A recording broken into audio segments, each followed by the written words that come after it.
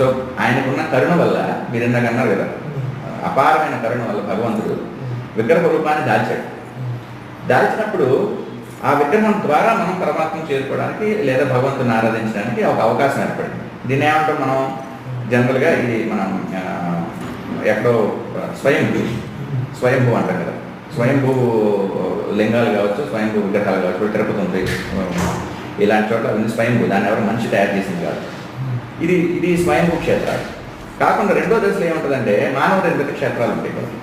అంటే అక్కడ ఏం చేస్తారు, ఒక విగ్రహాన్ని తయారు చేసి విగ్రహాన్ని పెట్టి విగ్రహాన్ని ఆరాధన చేస్తారు.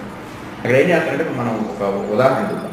ఇప్పుడు ఒక ఎండ ఉందనుకోండి, ఇప్పుడు ఎండ మామూలుగా అంతా పడుతుంటుంది, ఇలా చేయబెట్టాను అనుకోండి, పెద్ద కాలు తోలు మందంగా అనుకోండి, అసలు కాదు. ఒక భూతత్వం తెచ్చి పెట్టామనుకోండి కాలుతుంది. అంటే ఆ సూర్యరశ్మి ఏదైతే ఉందో ఒక చోట దాన్ని